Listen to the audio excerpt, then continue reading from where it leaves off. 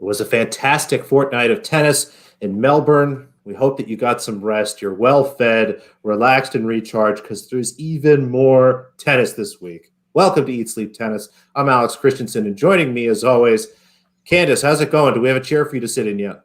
No, but I think it's going well because I'm hoping that we have tournament names coming up that people won't get mad at you for saying wrong, Alex. Oh, I don't care. It's only Steve that ever gets mad, and he's here, and he'll probably find something else to get mad about. What do you think, Steve? Can you find something else to get mad about? Yeah, look, I'll find something. Look, it's been a good couple of weeks. I think that the tour has started, and we're away for 2021, and fingers crossed they can keep it going wherever they end up in the world. We've got a lot to cover. The men have 3 tournaments this week. It's a fun week. There's 24-hour tennis. Given where all the tournaments are, I'm pretty sure there's going to be at least 2 tennis matches on for 24 hours here for the next couple days. But we will start in Singapore, where we've got a men's event, 32 players. There are a couple buys. This will kind of be a theme this week. We have 3 events, but there's some buys and maybe less than stellar talent. But I think overall, I'm excited. There's some fun players in here. Manarino's our 1 seed with a bye down there at the bottom. Albout's got a qualifier. Some interesting names there in the middle. I'll start with you, Candace, this time. What do you see here in this first quarter? Well, I think it's going to be a theme through all the 3 of the male tournaments that we're going to talk about, but it feels like each of them has maybe 1 or 2 bigger names. And what kind of form those men are in is maybe a bit dubious. And should those men lose, then all hell's going to break loose in these tournaments because the drop off to everybody else is massive. Manarino obviously sticks out here on the top.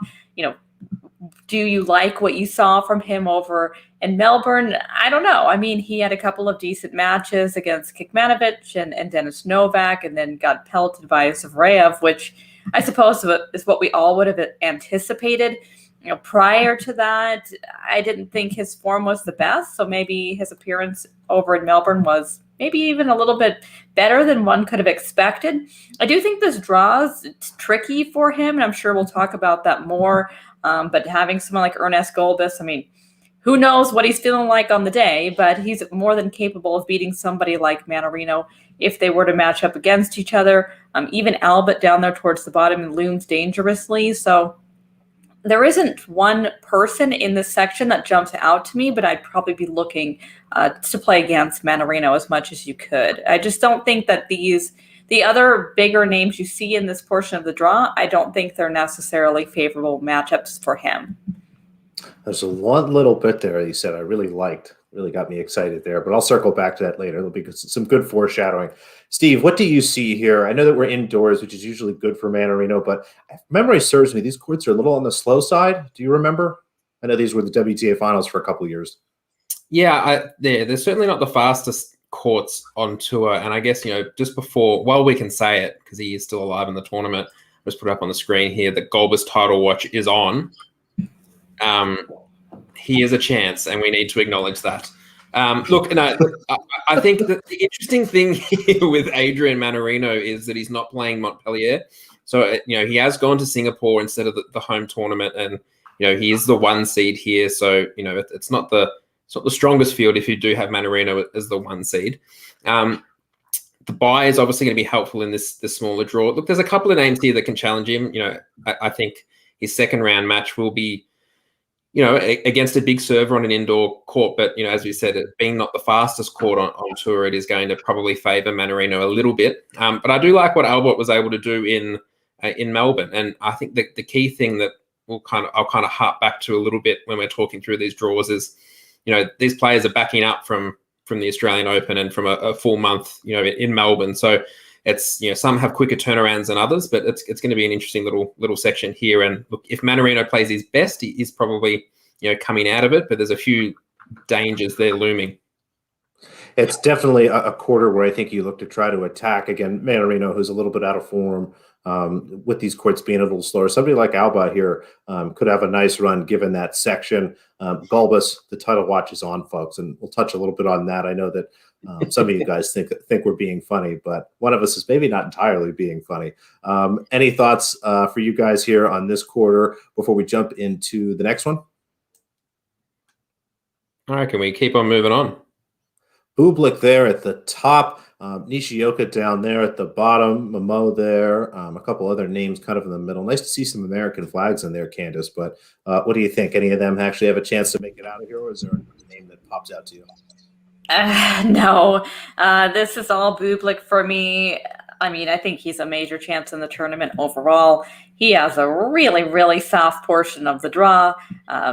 I think he cruises through this section. Obviously, he's been playing quite a bit of tennis. He's had some matches where he's played quite well and some where he's maybe been poor, but I thought he played well against Lajovic over in Melbourne. And obviously, we saw Dusan go on and have a nice little run in the tournament. So no harm, no foul there to lose to him in 4 sets.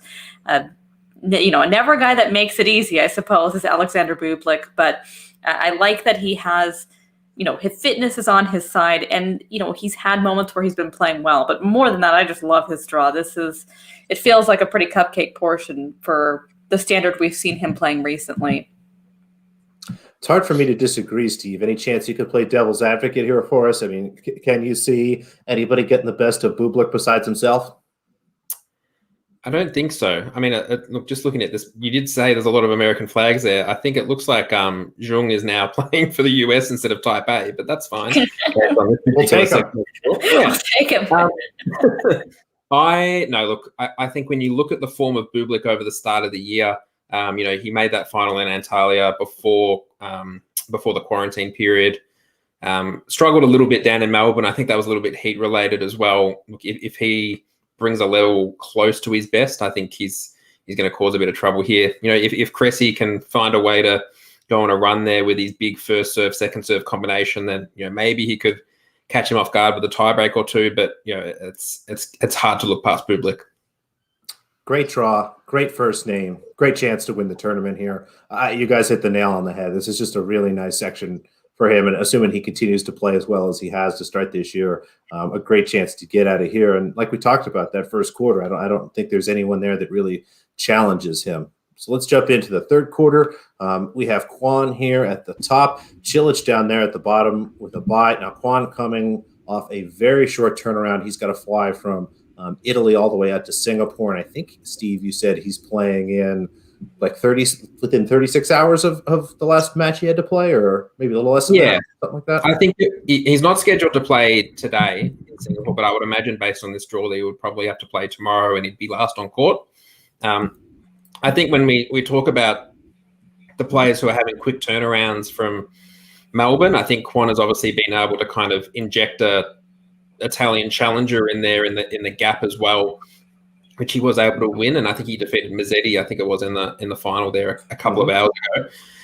But yeah, look, it's a really interesting section here, and I say that it's a little bit sad that we get to this point where we look at this draw and not a lot is really being said about Marin Cilic anymore. He's guaranteed a win here now that he has the first round bye, so he's through to the second round. But look, I'm a little bit wary about Kwon, given the amount of tennis he's played. He didn't look great. I didn't think at the Australian Open against Kokkinakis. I'm interested in Uchiyama. I think in this little section as maybe having the potential to make a little bit of a run here, but it's a very tough first round opponent there with Polmans, who can cause some trouble on a tough day and really force his opponent to beat him. So tricky little section, but normally I'd be interested in Cilic here, but I just don't feel like he's playing anywhere near well enough. And he's even in the kind of the toughest section there. I know he's got a bye, but that second round match, I think either one of those opponents is going to be tough against him. What do you see here, Candace? Similar in some ways, different than others. I feel like almost every time that we've had Uchiyama in a draw, I've been like, I'm ready. He's going to win this match because it matches up so favorably against so many players. And I've been nailed with a couple of heartbreaking defeats with him. But I do think he should be able to beat Polmans. It's going to be a tricky match, but he has beaten him before. If he does make it through that, I agree that going against Kwon, especially on the quick turnaround, is a big positive. So I think Uchiyama can make a run here as well. I think I'm a little bit more favorable, though, of Cilic than perhaps you guys are. I understand that obviously he hasn't played a ton of tennis, and what we saw from him when he first came down to Australia was a touch disappointing, but I thought he started to find his way there towards the end against Dimitrov. obviously, you wish he would have played anybody else in the first round and have gotten a couple more matches under his belt. But if he plays closer to what we saw at the end of that match than the beginning, then he should be able to defeat the people we see in this quarter. This is not a tough group. There's no Grigors in this group by any means. So I'm looking for Cilic to make his way through, but I agree that it is Uchiyama who's interesting to make a little bit of a run. Yeah, it's obviously worried about Kwon and kind of his fatigue, but I think as a younger player, and given who he's got there in the first round, I think it's Kwiatkowski, however you pronounce that exactly, in the first round. I don't think that'll be too tough. And even Uchiyama or Pullman's, by then he'll had a chance to have adjusted a little bit and some time to get settled. I think he'll just be by far and away the superior player there. And I don't expect Cilic to be there. I think it's going to be whoever the winner of that Daniel Ramanathan match is. I'm going to be looking to bet whoever that is as an underdog. Maybe Cilic is focused on winning this tournament, but my guess is he's probably focused on, grabbing his bye, grabbing his second round points and whatever the payout there is and getting back to Europe for whatever's going on there. Say Cilic were to win this tournament, would your opinion of him at the moment change a lot? It would show me that he has a level of motivation that I question whether or not he has at the moment. So I think it wouldn't say a ton, but it'd be a positive. What do you think, Candace? How would you answer that question? I would say no, only because he should be able to beat these players. But I am obviously looking for him to make a further run than you guys, so it wouldn't be as much of a change. All right, so you're already feeling a little better about him then. But for me, it would show that he cares, and not that he doesn't care, but I don't know. It's hard for me to figure out what happened. Watching a player like him play on low confidence is a tough watch. Mm-hmm. Yeah. Fourth quarter, I think this will be pretty fun here. Lloyd, George Harris at the top, Millman at the bottom, Ebden and Popperin, some fun Aussies there in the middle. We'll see what qualifier. Actually, we probably know, but I don't have it up in front of me, obviously. Steve, we'll start with you here. What do you see in this fourth quarter? Mr. Millman and his bye, is that good for him? Can he make a run? I think it is good for him, and these are the type of tournaments that he generally will go on a little bit of a run in. So I don't mind him here, but I think that potential quarterfinal match there with, I'm pretty keen, or I think there's a bit of value around Alexei Popperin this week. You look at, he was able to come back and beat Goffin and, play pretty well in patches in Melbourne. My big question mark with him has been his ability to perform once he kind of leaves home, leaves Australia, because that is where he has played best. So I'm interested to see how he goes here. Could get a rematch with Lloyd Harris, who beat him in 5 sets at the Australian Open in the second round here. And look, I think Harris got the better of him because Popperin was coming off such a long match in the heat and, just kind of wilted a bit, and he still managed to nearly beat him. So look, I'm keen on Popperin here. I think if he can, make a little bit of, if he can show some form similar to what we saw in Melbourne, then I think he's a great chance in this little section. Matt Ebden, it's worth noting, I think he should be scheduled to play tomorrow, but he was still in Melbourne as of Sunday morning because he did take part in the mixed doubles final Saturday night. So he is obviously going to be on a slightly quicker turnaround. So if you do have a look and see what he's been up to, it's actually been playing doubles in Melbourne at the Australian Open. So that'll be an interesting little match there against Banbury in the first round, who hasn't played for, I think it's 27 months. Yeah, that'll be an interesting angle there. I'm curious to see how Ebden does. Like you said, it's always nice going with someone that's been playing tennis versus someone that's not that Banbury has been practicing, but there's something to be said about playing competitive tennis. Candace, what do you see here? I look at it very similarly. I think Steve took the words out of my mouth. I'm really intrigued by Popperin in this section of the draw. I've enjoyed what we've seen from him, not just in the Australian Open, but just down there in Australia over the last several weeks as a whole. Obviously was able to defeat Tommy Paul. He took a set off Dimitrov. I mean, was Dimitrov fully invested at that point? No, but it still was, a good result for him to even be able to do that.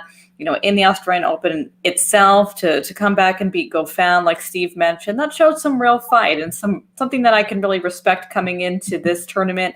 I don't love Millman here. I didn't love what we saw from him against Moutet. That was a match that he should have been able to win. Obviously had the lead there halfway through it. So I'm fading Millman here a little bit, but I'm really looking forward to seeing Popper. And I think this is a section based off his recent form that he should be able to string a few wins together. This is going to be a fun section, but I think hard to see who's necessarily going to come out. Even harder to think that they're going to win, make it all the way through. But any other thoughts here from you guys in general about the draw before we jump into our picks to win? Try to find some value and some people to avoid. Yeah, let's start off with our picks to win, shall we? Indeed. All righty. How about we start off with you, Alex? Who's your ace or pick for the tournament? I'm going with Mr. Kwan. Again, I know that there are some concerns, obviously, about his travel and his fatigue, but again, he's a younger player. I think that when he scheduled this tournament, and like you said, tried to squeeze that Challenger tournament in, I think he knew this was a possibility.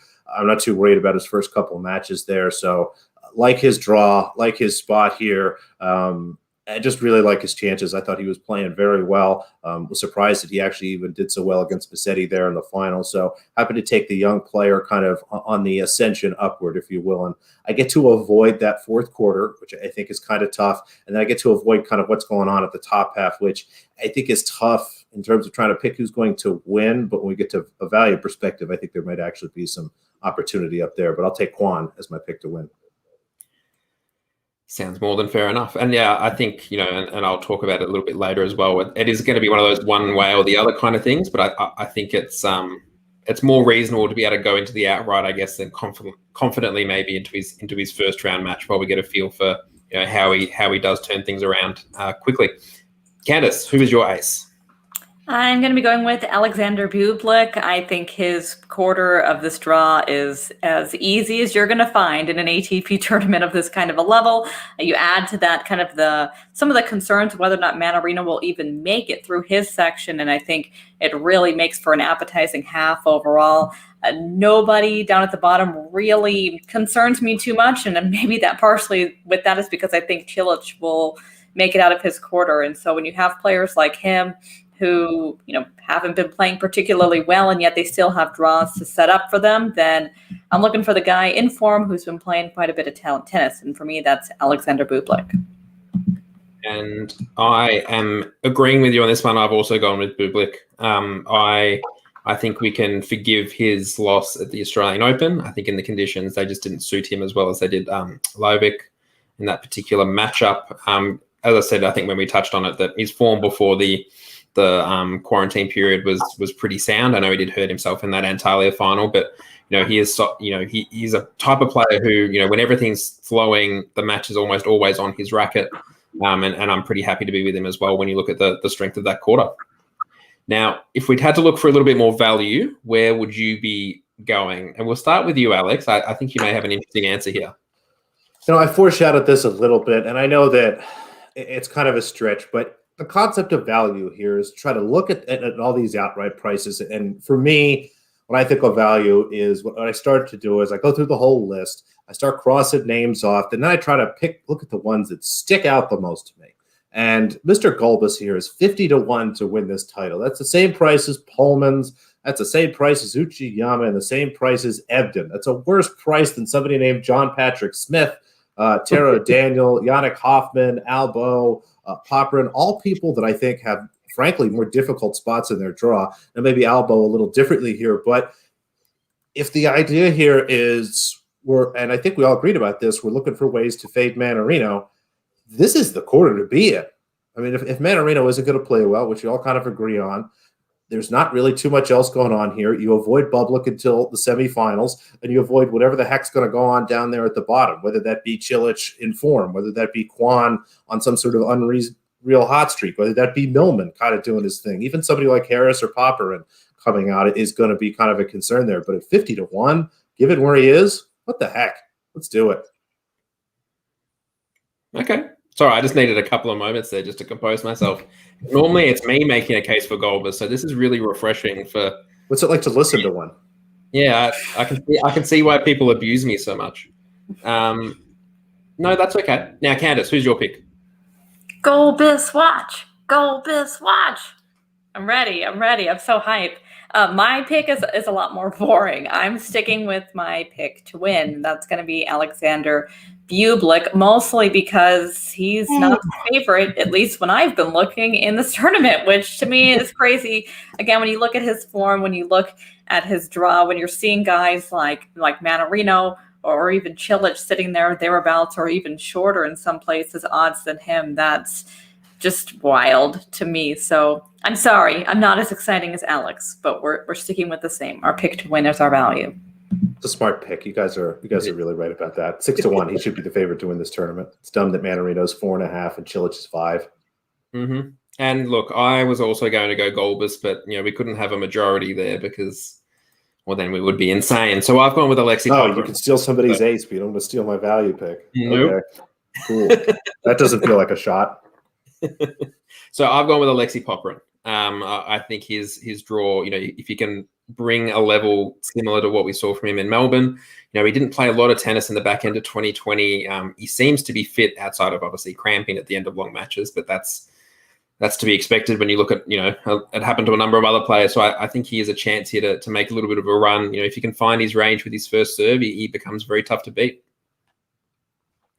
Now that we've had a little bit of tennis underway for the for the season, we've added in now an unforced error section. So it's a player to avoid because of maybe query injury, travel, fatigue, motivation, that perhaps they might not be at their best for any particular reason. Now we'll start with you, Alex. Who have you gone for as your unforced error?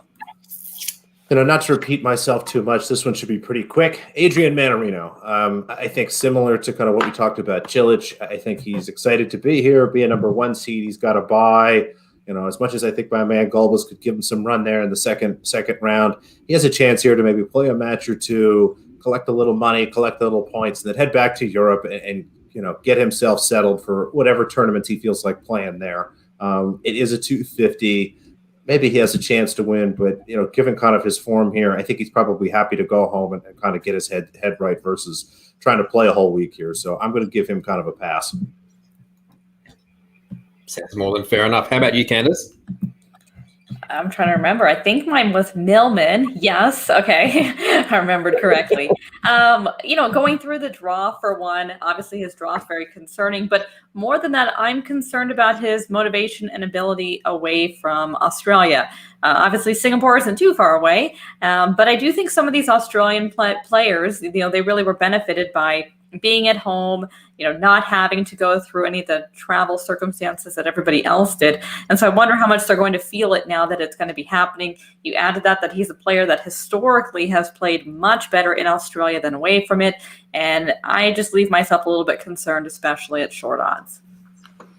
Yeah, and I think that's fair. I think, when you look at his performance, he won the tournament in Kazakhstan, I think just before he came back to Australia. But then obviously this is a big turnaround here to then kind of have gone from being comfortable at home and set for a couple of months to then now all of a sudden he's back on the road and doing what everyone else has been doing now for a number of months. Now you guys have probably gone with some slightly riskier unforced errors. I kept it a little bit safer. I went with Yuki Banbury. He hasn't played for 27 months. I think he had a knee issue and he's coming back in on a protected ranking. When I say this, I don't actually think I'm going to oppose him in the first round because I think Ebden's minus 300 or $1.33 coming off a quick turnaround, which I'm not real keen on. But I can't see. I think I saw he's 100-1, I think, for the outright, and I'm just not sure I can touch that considering he hasn't played for over 2 years. Now, overvalued players. We'll start with you, Alex. Who's your overvalued player in this particular draw? Yeah, as I start to look at the draw again, there's just a couple spots in here that are a little bit rough for certain people. Mr. Harris down there at the bottom, I think, has one of the sneakier, tough sections here. Popperin, I think, is going to really test him there in the second round. Millman, again, will be there a little bit fresh, ready to go. Then he has to play the winner of the third quarter, and probably Bublik there, I would have to guess, in the final. I just think it's a really rough draw for him, and I was surprised to see his name, kind of in this second tier, if you will, of outright prices. Yeah, and I think that kind of ties in with my, you're overvaluing Lloyd Harris, and I've kind of got Alexi Popperin as that value pick. I think when you look at, it's very easy to look at that match and go, oh, Harris has the measure of him from their meeting a couple of weeks ago, or even just over a week ago in Melbourne. And I just don't think that's the case when you look at both players perhaps coming into a match fresh. Candace, who have you got? I have to keep on theme for the show today. My overvalued player is Adrian Manarino. Hate his draw. Wouldn't mind at all if Golbis was able to beat him for Alex and for the team. And I just think we're all getting Ernie jerseys if he wins. I'm going to take the outright money and I'm going to make some sort of tennis jersey that says Ernie on it. Ernie on the front, and then on the back we have a different like iconic quote of his. Yeah. Definitely play an Ernie game if he wins. Oh my gosh, that's gonna be like future Eat Sleep tennis shirts is gonna be like Ernie quotes on the back. But yeah, I just don't love the draw for him. I don't love him playing here where the courts are a little bit slower than what you would typically want him to see, and I don't think he's playing sensational tennis. So looking around to others, I don't like Mannarino. Yeah, it's going to be awkward now if Mannarino does win this one, but we will soldier on. My overvalued player, I've gone against Alex's ace here, so I've gone for Mr. Kwon as well. I think it's a quick turnaround, and when you look at some of the other players who have gone to some of the other qualifying at ATP level and struggled on the quick turnaround from Melbourne, I think when you insert an entire challenger tournament into that and another stop along the way, I just think he's a little bit too short in the market currently from an outright perspective. And I'll be interested to see how he goes first up, I think, against Kwiatkowski, I think it was, who got through qualifying. So, Look, it'll be interesting. When I say overvalued, I think he is at the moment looking at the outrights, but I'll be interested to see how he goes with that first round. And, my opinion may change as the week unfolds, but at the moment, he looks a little bit too short. All righty. I think that just about does it for tournament number 1, unless we have anything else we want to touch on. We're good. And we're Singapore. We'll head a handful of time zones ahead there. I guess like halfway around the world, kind of, maybe a little more than halfway. I don't know. It's tough. They make us look at flat maps here in the United States. It's hard to get a grasp of. They don't spend money on clothes. I thought the Earth was flat.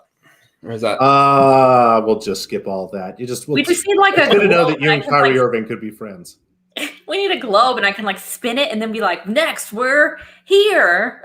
Oh, we'll do that. We're gonna need Sleep Tennis Globe, but instead, I'm thinking of great ideas for future shows. We're going to talk about a tournament we have this week.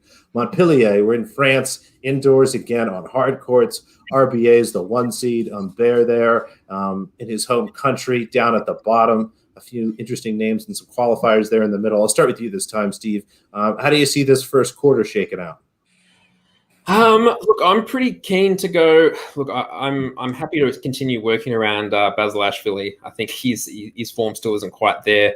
And Bautista Agut was pretty underwhelming, I think, in Melbourne. Lost in I think was carrying a bit of an injury and then lost in the first round of the Australian Open. So I'm looking to the bottom of this little section. I'm happy to go with Humbert here at home. I think it was 7 of the last 8 winners of this tournament have been French. That it's a tournament that's generally dominated by them. And I think the other winner was Alexander Zverev, who effectively plays like a Frenchman at times. So it's an interesting little spot here. And I think Humbert can, he played pretty well in Melbourne. I think when you look at it, he did have a couple of match points against Kyrgios with the whole crowd against him. Moment just got to him a little bit, but I do like him switching to this indoor hard court and particularly in this little section of the draw. Yeah, I think this does set up nicely for Humbert. I mean, Bautista Agut, I think, is clearly the best player of the group, but it's indoors. Again, it's in France. I think Humbert does get a little support if there is going to be any crowds here. I can't remember if there will be. I don't think there would be. But Candice, what do you think? For me, looking at this portion of the draw, obviously the name that jumps off the page to me is Bautista Agut. Not for any other reason than I think that this is a decently workable section for him. There's just nobody that is particularly terrifying. Obviously, you anticipate that he goes against Humbert when the time comes, but he should be able to beat him. So I think pretty straightforward here for the top seed.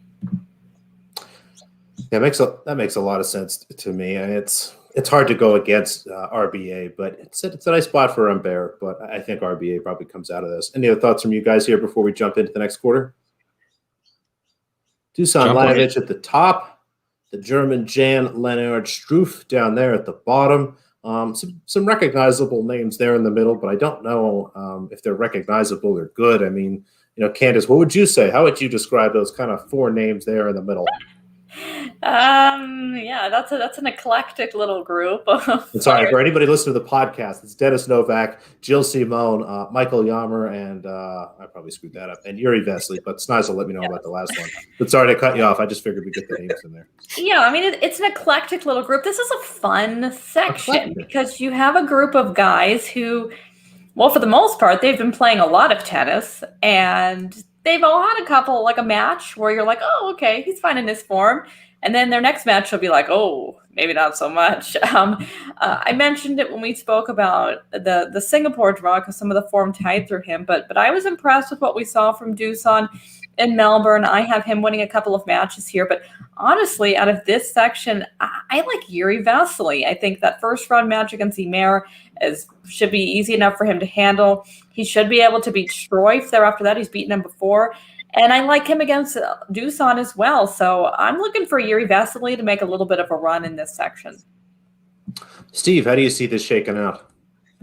Yeah, look, I tend to agree. I think, although you could make a case that if there was one tournament where Gilles Simon could make a little bit of a run, it's probably an ATP tournament of this level in this little section here at home. But look, I like Vesely as well. I think, Struff wasn't particularly convincing over the over the Australian tennis period as a whole. Lajovic, I'm not as keen on indoor hard courts. So, yeah, look, I'm leaning to Vesely as well. If he can find that range with his first serve, I think he can make a little bit of a run here. You guys disappoint me because I love this section for Struff. I actually think that he's got a qualifier here and should be a favorite, I believe, over anybody there in the second round. I think this sets up nicely for him, and I actually had the German here making his way through the section. So, maybe Yuri Vesely will look really nice there in round one and politely lose to Struff in 3 sets, and we can all be right. How does that sound? Yeah, works for me. Any other thoughts, guys, on this quarter before we keep going? No. Jannik Sinner at the top. Hubie Hurkacz there in the bottom. That Andy Murray guy, look at him. He's playing tennis again. He's down there in the middle. Steve, should we be excited about that? I would be a lot more excited about it if he wasn't so close to Jannik Sinner in the draw. I think this is a really tricky little patch here. I mean, he did play well. He did lose, I think, in the Italian Challenger final the other week to Marchenko, but I don't think the purpose of his comeback at the moment is to win Challenger tournaments. I think it's to just get time on court and get reps back into his body. He did. He showed enough, but I would rather him be like, if he was in the second quarter, I'd be far more intrigued, I think, than what I am at the moment. I think, Jannik Sinner is the type of player at the moment, and I was staring at his French Open outright price just not too long ago, thinking, I think that price is only going to go one way between now and the French Open, and I don't see it ballooning out in any way. So I am considering that in some capacity, particularly if he can get on a run here, because I think if he can put together a really solid patch of tournaments here and even maybe push for a higher seeding at the French Open, I think he's going to be a genuine chance coming off his quarterfinal last year. So I'm looking for a big patch of form here from Sinner, and I think that's unfortunate for Andy Murray given this part of the draw. I like what you said about Sinner and the fact that I think we're just only going to see his prices go one way, and I think that's down. So I think this does set up nicely for him. Candace, maybe before you talk a little bit about Sinner here and kind of what you think about this section, I know you're a Gerasimov fan. Are you going to be on him in round one? I mean, in your little bracket, did you click Murray or Igor? I clicked Igor, so you had me penned for that one.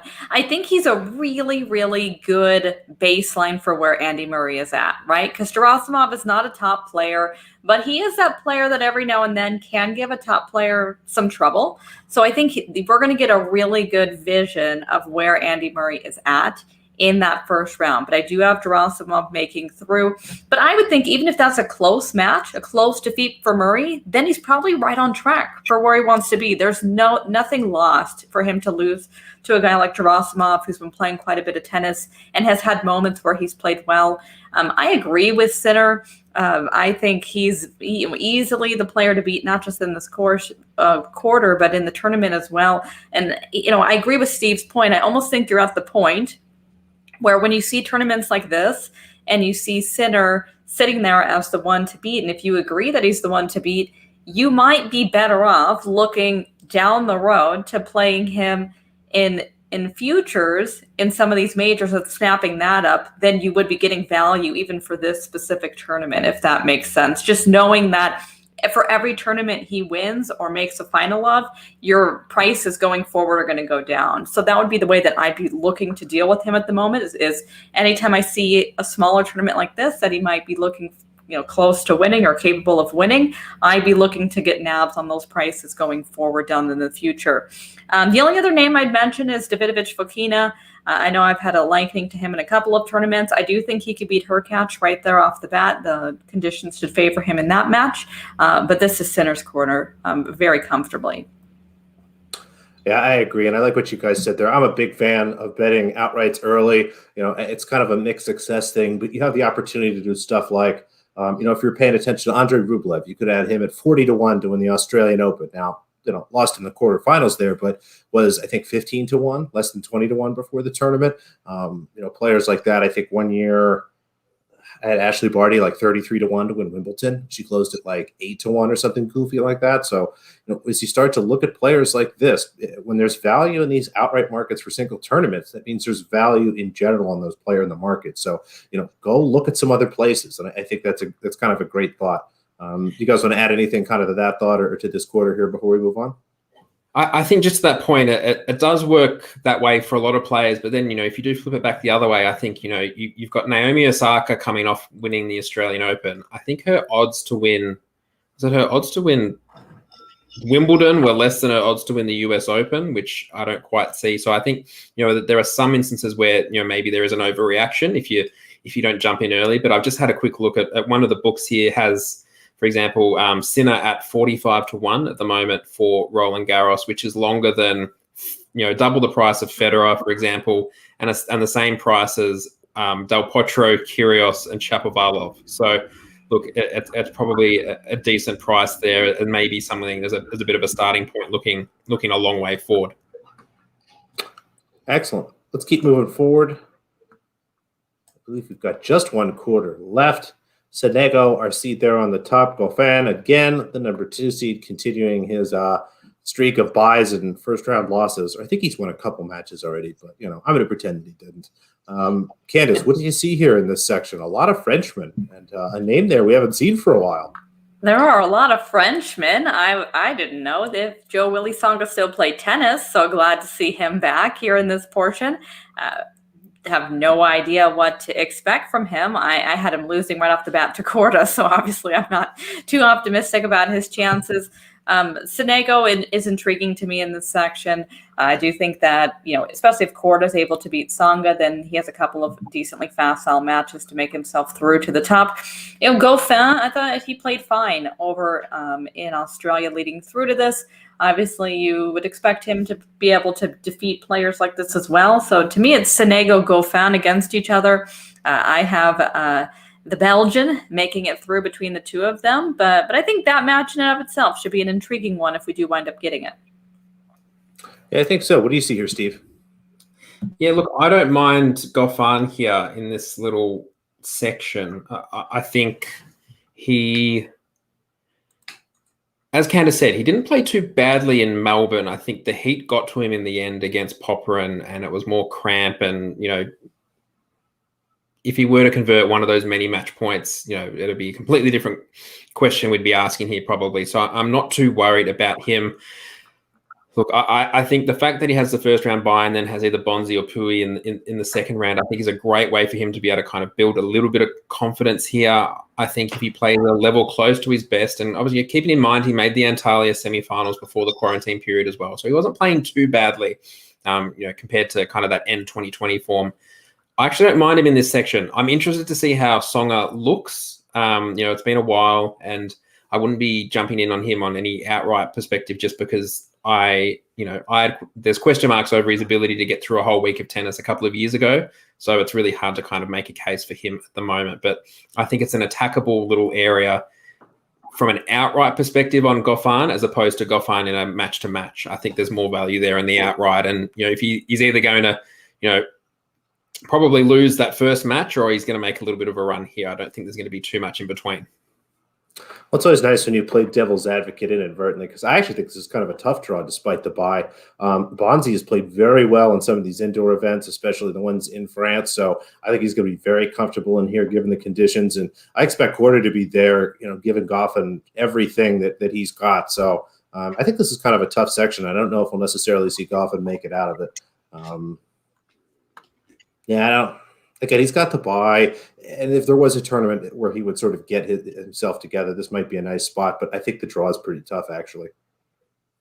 Yeah, I think, as I said, it's either a lose early or make a bit of a run here. I think if he finds that form against either Pui or Bonzi, I think he should be able to manage any of the four names at the top there, unless Songer comes back in 2011 form, or Corda, as found a little bit more consistency. Obviously he did make the Delray Beach final, but it has been pretty poor over the last couple of weeks as well. So needs to try and find a little bit more consistency in his game. So I think he is a little bit under the odds when you look at some of his particular matches and outrights, and probably will be that case, I think, for the next little while.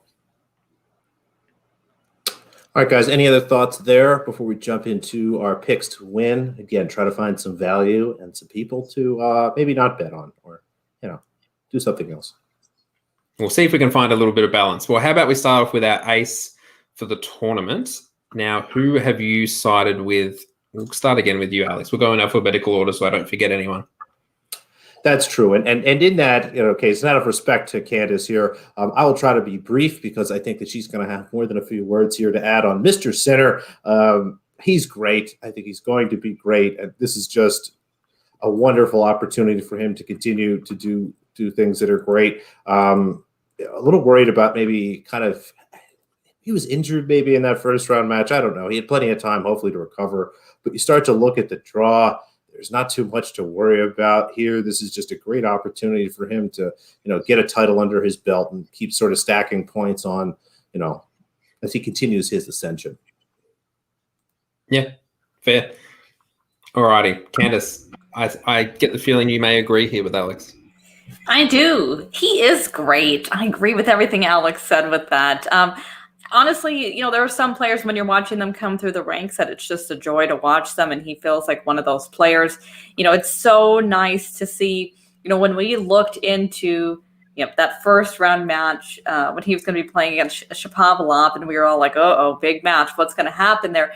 I love when you see a young player able to come through on the big stage in moments like that. Obviously, bigger and better is going to come from him, but everything that he's shown is not only been that he has the physical capabilities of performing at the highest level, but he really seems to be there mentally as well. I think that at the beginning of the year, if you had asked all of us, like, who's the player that, the casual fans won't have heard of, but they'll know by the end of the year, it would be Jannik Sinner. And this looks just another step in that direction. And look, I do agree with that. I haven't picked him as my ace for this tournament, but I would be very shocked if you didn't see me write up some sort of outright look ahead for Sinner, I think, for Roland Garros in the next couple of days. I think this is a great spot. And when you look at him, I think he is the favorite for the tournament, and he is the favorite for a reason. I don't think you can question what he was able to produce in Melbourne. Yes, he did lose in the first round in 5 sets to Shapovalov, but there are genuine excuses for that, given, he was playing, he ran himself, he ran out of gas the day before in the final, and then was still able to back up and try and push a 5th set, I think it was, in the end against Shapovalov. Like, it was a tight match. So it was great. It's really, really promising signs for him. My ace, I've gone with Humbert. I think that little section up the top may be attackable, and he does play his best tennis, I think, on indoor hard court. He is playing at home. There is a little bit more of a comfort level. He has had, a bit of time between his loss to Kyrgios and now to kind of, reset and make sure that he's kind of settled back in France. I think it's a great spot in the draw for him, and I'm happy to be going with him. Now, Alex, who is your value pick? Well, as we start to look through here, I mentioned this earlier, and again, I was a little disappointed about how excited you guys were about Yuri Vesely. I really hadn't considered him as too much of a thing, but I think this sets up really great for John Leonard Struff here, the German. Indoors, hard courts, should help with his serve here. Love his quarter. Again, I don't see too much in terms of players that are going to really challenge him. I expect him to be a favorite pretty much all the way through there. If Humbert can knock off Batista Agut, I think that Struff-Humbert match is going to be pretty close. So I think that Struff has a lot of value here, given his draw and position. Look at you going against us. It's nice. We have balance. We're not all on the same side all the time. Now, Candice, who's your value pick? I'm so fun with my value picks. I'm picking Yannick Sinner. I really wanted to pick Yuri Vesely. If he was in the same half as anybody but RBA, I probably would have done it. But the head-to-head between the two of them was so overwhelming that I couldn't go in that direction. So I went Sinner with the argument that the odds differential to win between him and guys like RBA, like Humbert, or even Goffin, it's just way too short in my opinion.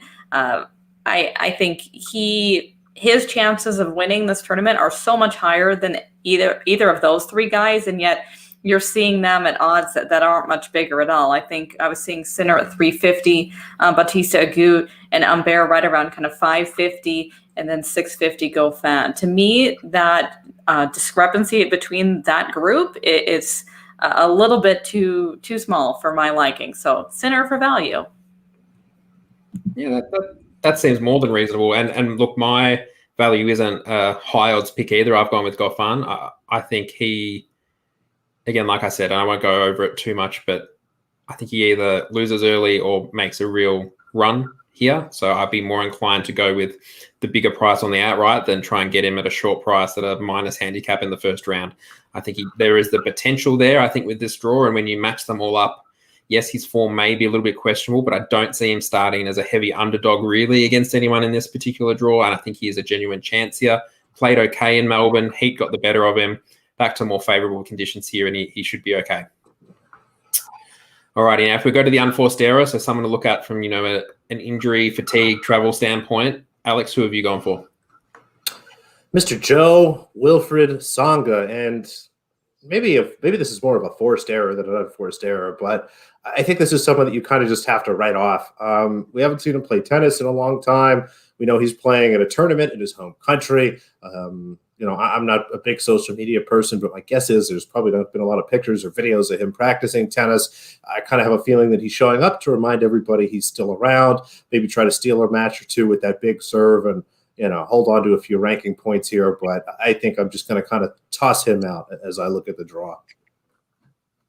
And I'll just quickly jump in there. Mine is also Tsonga. I think it's easy to, when you look, I think he's currently around that 35-1 mark. You need to be able to see him play before you can make an informed judgment here. I think, if you can bring back some sort of vintage form, yes, but, how much can, when you look at maybe some other players who have put together a couple of weeks, maybe at a lower level, you can maybe make a slight bit of a case for, but he's coming straight back in here and, it is tough to make that case. Now, Candice, who have you gone for?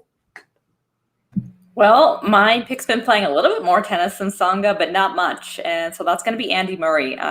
I get it. I don't want to say that I'm surprised at how short he is odds-wise for this tournament. I think he was sitting around, 920, 930. I get it just because of his resume and what he's done. We're talking about one of the best players that we've ever seen in the game. So I understand you have to protect yourself a little bit as far as books go in that regard, but he just hasn't been playing much tennis, right? We look back to the end of last year. I think we saw him at an indoor tournament where he lost very handily to Verdasco, who is not the Verdasco of old. Obviously, he's getting a little bit of hype after he was able to make the final over in that challenger in Italy, but this is a different level from that. And I think we know at this point, one, Andy Murray's playing the long game here. This isn't about being right today, but it's about being right for the back end of the year. Obviously, even at the highest level, we always saw him having more success over at Wimbledon or at the U.S. Open. So I think we're playing a long game here for Murray.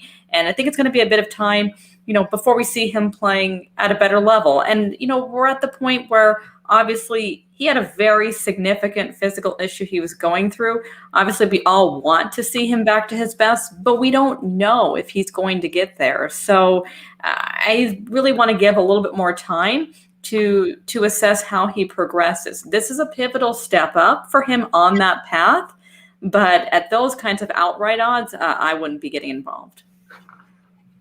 Yeah, I think they're certainly the two between Murray and Songer. We'd love to see them do well, but I think it's just very hard to make a case for them. We're not saying that they won't do well. I just think given what we've seen, that it is hard to make that case. Now, overvalued players. Alex, we'll start with you. I'm sure this comes as a big surprise to everybody. I'll have to go back and check. I don't know if I picked him in every tournament he's been in, but it feels like I have. Steve, I know you made a case for him. We feel obviously differently here. I think that he does have kind of a tough draw, given how Bonzi's played in some of these earlier challenge events, given the way Cordoba is kind of starting to ascend. And then, frankly, he has to play through Sinner, and that's just to get to the finals, where there might be RBA, there might be Humbert, there might be Struve, somebody with, a strong serve that might be able to really push and challenge him in only a 3-set match here. So I continue to think Goffin is overpriced in these outright markets, so I'll continue to avoid him. All righty. Candace, who have you gone for? I'm going to be going with Jan Leonard Struijff. So sorry, Alex. This is a player who I, in general, have a lot of time for. I enjoy watching him. He's often able to kind of push some of these bigger players. And I don't want to read too much into things, I suppose. I don't know if this was like a pandemic-related thing or something, but it just feels like, and maybe you put down, the Cincinnati that wasn't in Cincinnati as that marker, but it feels like since then his form has just progressively tailed off, and that each successive tournament he's playing worse and worse and worse. I don't know why. I don't know if he's just lost his way a little bit, or if it was, a pandemic thing. Everybody's going through stuff. I'm not sure. But I don't think this is the same player form-wise that we saw maybe a year or a year and a half ago. So, at the current odds that you're getting, which are not large by any stretch of the imagination, I think he's the first player in double fit digit odds. I would be looking elsewhere. And I've gone for him as well. So I won't really repeat anything you've just said there, Candace. I just think that Alex is overrating him. That's probably, you could have just said that, and that should have been enough. That should just be the title of the Montpellier recap. Alex is wrong. You guys are right. Any other thoughts? No, I've already got that drafted though as a tweet, so I'll oh my gosh, yeah! When he loses right away, then you'll put like the screenshot of all of that. But I've also got one of Golbus winning and you being happy. So look, it's hard. It's a balance. All right, I think that wraps up tournament 2. Does it? It does. We have one more, and we've been doing indoor hardcourt tournaments, but now we've got a total left turn, folks. It's not hard. It's not indoors. We're outside. We're on clay. We're playing in the dirt. South American tennis. Does everyone remember the last time we had a major event in South America? It's been over a year, right? We didn't have any last year. It's been a while. All right. We are in Cordoba, and whenever Steve's ready, folks. Oh, look at that. Diego Schwartzman's our number 1 seed. We've got ARV down there at the bottom. A couple interesting names in the middle. I'll let you start this time, Candace. How are you feeling about this group?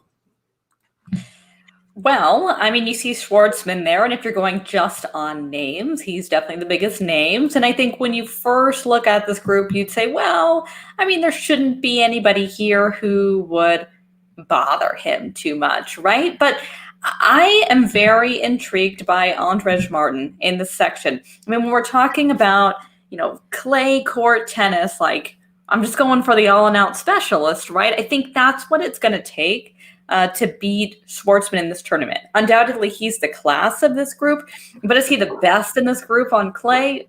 I'm not so sure about that. Martin's not a guy who's racking up tournaments by any means as far as victories go. I think he's been in, one final ever, and he lost to Fognini a number of years ago. But we've seen him kind of batting around on the challengers level for a number of years, and he's been able to make himself kind of a, established player in some of these challenger clay court events. So I'm looking for the veteran, for the clay court specialist. We know what we're getting. We know we see the very best of him here, and I'm excited to watch some of this clay court tennis. We've had so many tournaments where we've said, wow, this would be a great tournament if it was on clay. We finally get it. It'll be fun. Steve, what do you see here? I see a pretty competitive little section here. I think, you know, when I first looked, I was keen on Diego, but I've become a little bit more I think this, you could go back maybe 2 years and go on a South American tournament like this. This could very easily be the final 8 or, you know, final 6 of the final 8 players, I think, in a tournament at this level. So there is competition there. Diego would want to lift on his form from what we saw in Melbourne. Obviously, fast hard court isn't his thing, and this is much friendlier. But this is a pretty competitive little section. You know, I think Cecchinato could be, you know, it'll be a very tough first match for Diego, and even down to the bottom. You know, Londero not seeded, but you know, Albert Ramos, that's a pretty competitive first round as well. So there's a bit to it here, and I think, you know, the more I've looked at it, the more I've tried to kind of move away from this quarter. I think with some of my picks.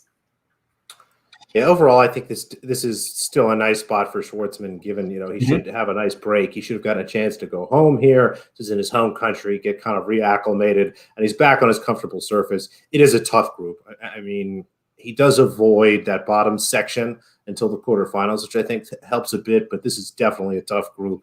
But overall, I still think we see Schwartzman come out of here.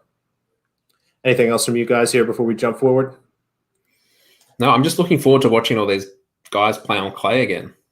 More Argentinians. Guido Pea there at the top as our 4th seed. Federico Del Bonis, the 8th seed there in the middle. At the bottom. An Argentinian we haven't seen in a while in the middle there, Steve.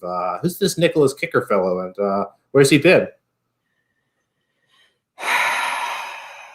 He has been, I mean, the friendly way of saying it is he's been away from the game. Not by his own choice. And look, if you Google him, you can have a little bit of a look at what happened and what's unfolded. I think, you know, this sport continues to shoot itself in the foot sometimes in terms of what warrants a wild card, I think, at a tournament like this. And when you look, I won't go into the specific details about where Mr. Kicker has been, but he, I'm not entirely sure he's worthy of a wild card straight up. I think when you have issues that cause you to be suspended for a significant amount of time, I don't think you should just be handed wild cards on your return. I think you should have to earn it from the bottom up, like we've seen a number of other players do recently.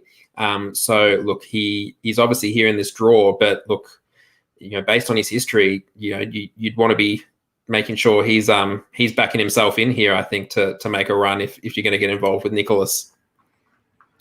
Yeah, let's just say if you're one to place a wager, maybe not on his matches forever. Candace, how do you feel about this section? This section is wild. I mean, I feel that about a couple of sections here because you're getting so many guys who are moving back to surfaces over which they should be able to be much more competitive. You know, I think for me, the one that interests me, or I'm going to be, you know, very intrigued to see how he goes, is going to be Pedro Sousa, the first half of the Sousa crew in this tournament.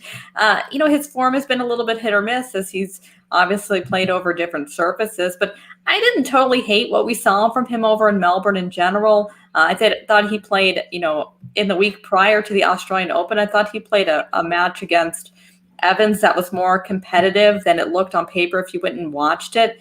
And even against Wawrinka, you know, was it great? No, but it wasn't totally terrible over a really fast surface that wouldn't have been exactly to his liking.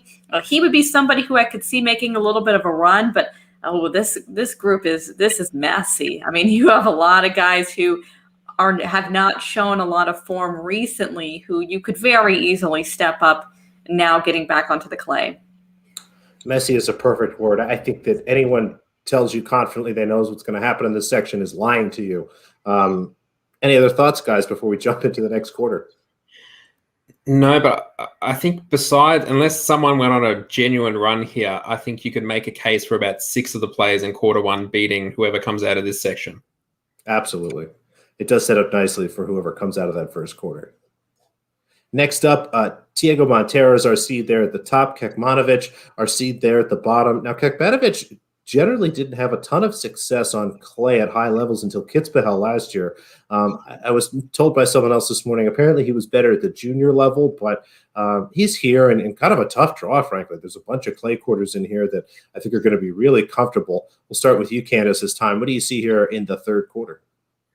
I do think he's going to have some trouble here. Yeah, when he was younger, you saw him make some finals there on the clay, but as you say, we haven't really seen that same degree of form transfer over to these kinds of levels where you're against some tough, hardened clay court players. The name that jumps off to me is Thiago Monteiro, but this is another section that is just I feel like that's the theme for this tournament is who's going to win. I'm not so sure, but it makes it for a fun tournament to go price hunting. If you were going to force me to pick someone, I'd go straight to the top to Monteiro, but a really tough competitive group. Yeah, I think so. Steve, what do you see here out of this group?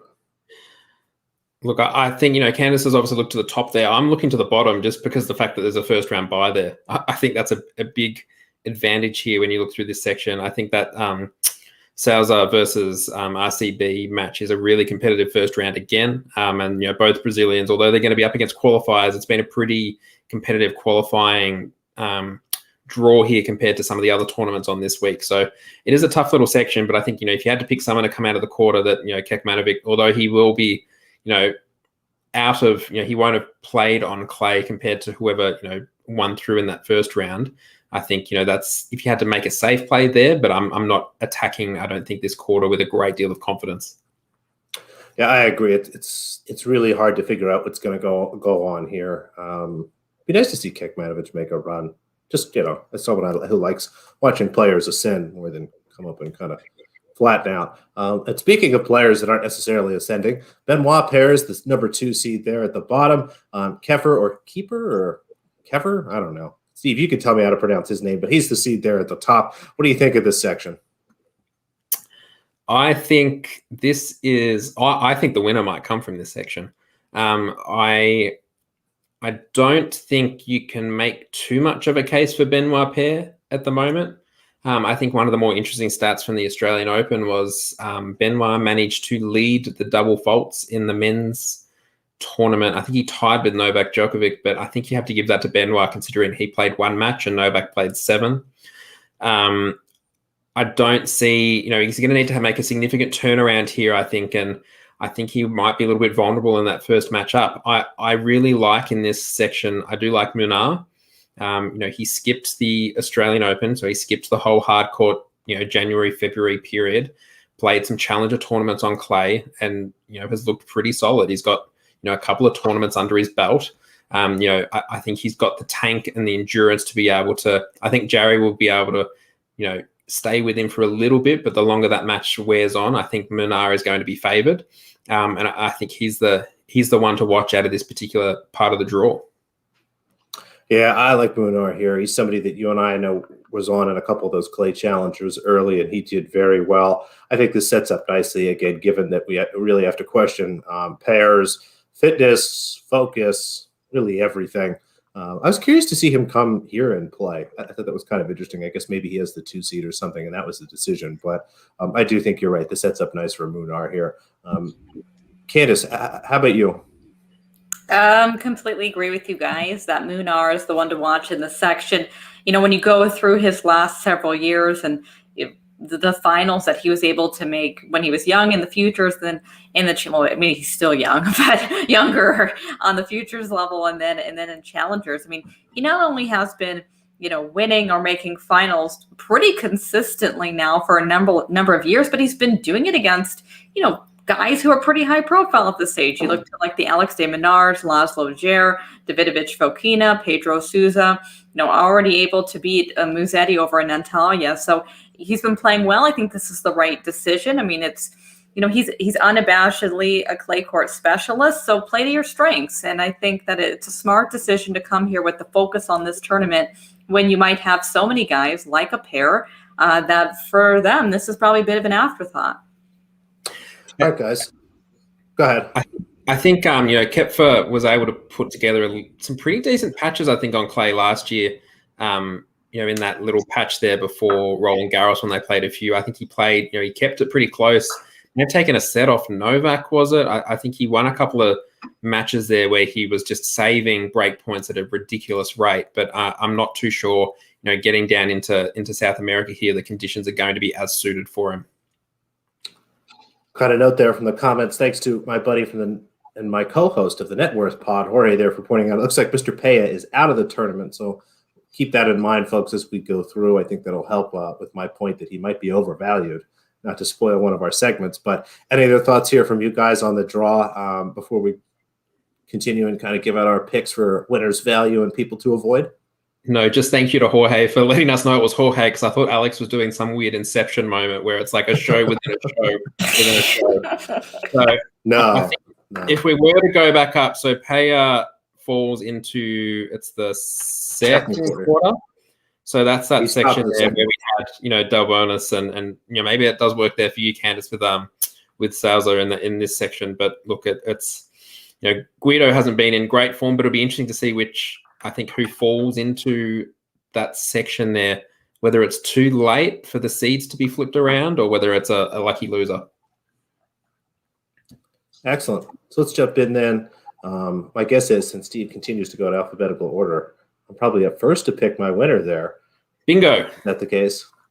And, I think I kind of made it clear a little bit earlier. I'm taking Schwartzman here. I think that he's had a chance to be comfortable here. He's in his home country. He's on his best surface. I know that his first couple matches will frankly be the toughest, but I think he gets a chance to play the winner of that second quarter. Not worried about that at all. As you start to look at some of the names in the bottom half, maybe somebody like Munar, who I'll touch on in a little bit, or even one of the Brazilians down there in the bottom might be tough. But I think this sets up really nice for Schwartzman here. I think that he is going to be pretty comfortably favored the whole way along, and he is my pick to win the tournament. Good start. Candice, who have you gone for your ace? I am going with Andrej Martin to win the tournament. We're going for some value hunting in this one because I see complete chaos. So I have to have some prices here to justify. This is a guy that we know that this is his surface. We know that he should be really happy to get back here on the clay. And honestly, the last time we saw him, I believe it was over in Melbourne, and he played against Kwan. And he played him really hard. It was a very competitive 3-set match. Again, some of these guys don't have a lot of recent tennis because the people they're facing in the first round are really good. But I thought he played well. Obviously, then with Kwan coming back after that to be able to just win last week. Obviously, the form has come through strongly. So no harm, no foul there. And I think he has a pretty juicy section to take advantage of if we can see some of the clay court tennis we've seen from him at that kind of his highest level in the past. Love it. Yeah, me too. Look, I've gone down to the bottom section, and I think it's probably clear from what I was saying before. I've gone with Munar. I think you're getting around 9-1, 10-1. I think for him at the moment. Skipped the Australian summer, has been playing on clay. Yes, at challenger level, but he's been able to get some matches in similar conditions over the last couple of weeks. Obviously, we switch over to South America now, but I think he's a great price there. Again, it's probably going to come down to that. I think he either makes a run or we get some sort of peak Benoit moment, and I think it's better to be getting involved with Munar. I probably won't touch him. If he were to face Pair in that second round, I probably wouldn't get involved in that head-to-head. But I think if I had to make a case or had to make a pick, I'd probably go Munar for the outright as being a better value selection. That's going to make my next conversation a lot shorter because it's time for value picks, folks. And I love Munar. I think that he's in a great spot here. I don't know why he's not amongst the favorites to win the tournament. I'm seeing him at double digits in a few places. So, kind of in that second tier, but obviously I think that'll change since Peña is coming out here. But I don't see why he's even behind a guy like Kekmanovic, who is the second favorite to win this tournament in a lot of places. So I actually see some value here on Munar, even at a short price. How about you, Candice? I think your value picks up next. Well, I had to get even bigger since my initial pick to win was a large price, but I'm going with the Sousa Pedro in this one. Just a real established member of the type of circuit where you'd see this tournament, right? This is unabashedly what he does. He ain't getting any younger, but he's still chugging along and able to put forth good tournaments. But the reason I ended up putting him as my value was because you go back to the final in Lisbon in Portugal, and he was against Munar there. And the first set between the two of them actually was really close. It wound up going to a tiebreak. So when I see odds for Munar of 9-ish to 1 and for Souza of 40-ish to 1, that jumps out to me on paper for two players who, is Munar the better player at this stage? Yeah, but does Souza still have the capabilities of taking him close? Of course, and that's a real big discrepancy in odds for mine. Didn't mind what we saw from Souza leading into this either, so we're going big price hunting, and if pay us out, I'll take it. It only helps me. All right, so we're not all going big price hunting because I've gone for Munar as well to back up my pick of him as the ace. I think it's a great spot. And then, look, I'm not going to rehash everything. I think, again, his outright value is going to be better than his head-to-head value. And a bit like Goffin in the other tournament, I think, it's either an early loss or makes a run. Now, who should I put up on the screen in terms of unforced error? Who wants to talk about Benoit Paire? Let me just flick through them all because we've all gone for Benoit Paire. This is very sad. Pear-shaped indeed, folks. It's just sad. He talked about it. He's kind of was pretty open and honest, frankly, about not really practicing or doing much because it's hard for him to get motivated to work out inside or whatever. He's been kind of just relaxing and living his life, maybe not focus so much on tennis, which maybe isn't the best life decision if you're going to play a clay tournament. What do you guys think? I think, look, he does have the first round bye. Yes, it's a very competitive draw. Look, his odds are a little bit absurd, but kind of falling along a little bit with my resolutions around Mertens and Svitolina in most WTA Grand Slams and now Sabalenka as well. I'm happy to miss the bus here. I think, look, he could pull a run out of absolutely nowhere. But I'm not as interested in it. I think, you can maybe make a case of getting involved in his first match, but I'm pretty happy to steer clear of him. And look, it's nice to not have the stress of getting involved in his matches all that often. Indeed.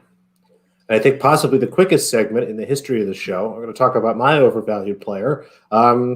He's out. He has to be overvalued. Don't bet on him. He's not playing. Yeah, that's right. This is your Flipkins moment. It is. Well, at least it happened mid-show. He quit. I didn't, know beforehand, or maybe he did. I don't know. Who knows? But even when he was playing, I think he was in one of the toughest sections of the draw. Schwartzman above, Munar coming out below. But now he's not playing, so that one's easy. And look, my overvalued player is one we just spoke about. It was Benoit Paire again. So we'll go to you, Candice. Give us something original. Who's your overvalued player? Well, we haven't mentioned him, so I think that's the definition of being overvalued. That's going to be Diego Schwartzman. He, I believe, is a decently heavy favorite to win this tournament. Obviously, on class, you would think he should be able to win it. The thing that's always perplexed me about him, though, is you see that Argentinian flag next to his name, and you think, oh, yeah, clay court monster. And, he's just not really that player. I mean, obviously, he made the semis of the French Open last year, but when you take maybe that away, his performance at all the majors aren't that different from each other, to be frank with you. So, we have to see him step up from what we saw from him in Australia. And I think whereas some of these other guys who are much worse off than he is on hard courts, I can much more easily make a case for them to take a significant step forward form-wise, moving just purely to the different surface. I can't necessarily do that for him. And he is short, really short. Price or just as a person? Both. But I'm short too, so I can say that. Oh, okay. Oh, okay. That's what we're going with. All righty. I'm going to tie that down. I think that just wraps up the 3 tournaments. I think that's all the men's tennis stuff we got, folks. So thanks, everybody, for watching. Appreciate everybody there in the comments hopping in, giving us some news, giving us some of their thoughts. Give us a thumbs up or a like or, whatever it is on whatever you're watching. I know there's all sorts of different stuff. If you're listening to the podcast, a rating or review would be great. And make sure you follow us on Twitter at Eat Sleep Tennis to make sure you get all this stuff as quickly as possible. Thanks for watching, everybody. Anything else, guys? No, I don't think so. I think we'll be back relatively soon with the WTA Adelaide episode. Woo.